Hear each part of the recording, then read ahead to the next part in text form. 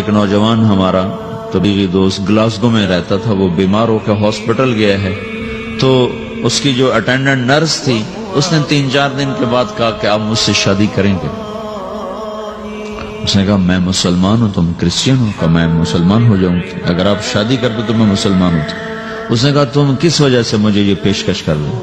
وہ کہنے کہ میں 3 دن سے تمہیں دیکھ رہی ہوں تو کہ تم نے ایک دفعہ بھی نظر اٹھا کے مجھے نہیں دیکھا، میں نرس ہوں، میری زندگی یہاں گزری ہے، میں نے کوئی نوجوان ایسا نہیں دیکھا جو لڑکی کو دیکھ کے نظر جھکا لیتا ہو، میں پہلی دفعہ اپنی زندگی میں کسی کو دیکھ رہی ہوں کہ جب اس کے سامنے میں آتی ہوں تو اس کی نظر جھک جاتی ہے، تو مجھے یقین ہو گیا تیرے اندر سچائی ہے۔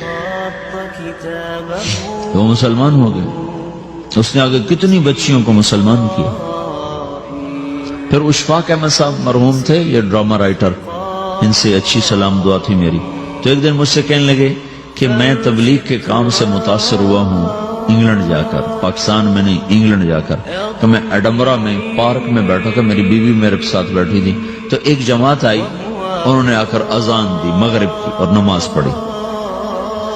نماز کے بعد نا 13-14 لڑکیاں بھاگ کے آگے آئیں ان سے بات کرنے کے لیے، تو میں نے بیوی سے کہا آؤ سنو یہ کیا کہنے کہتے ہیں، تو کہا ہم دونوں بھی پہنچے، تو جس نے جماعت کرائی تھی نا اس کو ایک لڑکی آگے بڑھ کے کہتی آپ کو انگلش آتی؟ کہی آتی ہے۔ کہی آپ نے کیا کیا ہے؟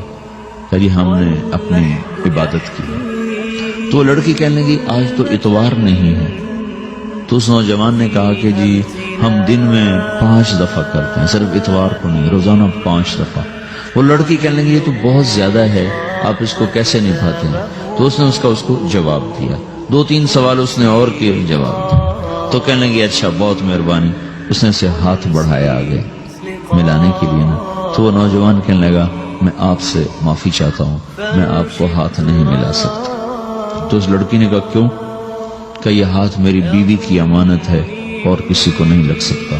تو لڑکی کھڑی تھی، وہ زمین پہ گر گئی، صرف اس بہت وہ زمین پہ گر گئی، کھڑے کھڑے وہ زمین پہ گر گئی، اور وہ بچوں کی طرح رونے لگی پھوٹ پھوٹ کے، اور کہنے لگی وہ لڑکی کتنی خوش قسمت ہے جس کے تم خامد، کاش یورپ کے مرد بھی ایسے ہی ہوتے۔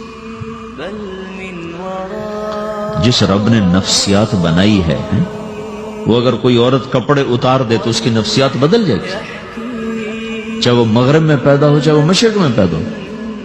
عورت کی نفسیاتی حیا ہے اور وفا ہے، کسی وفادار کی تلاش ہے، تو وہ اس کو پتہ بھی نہیں ہے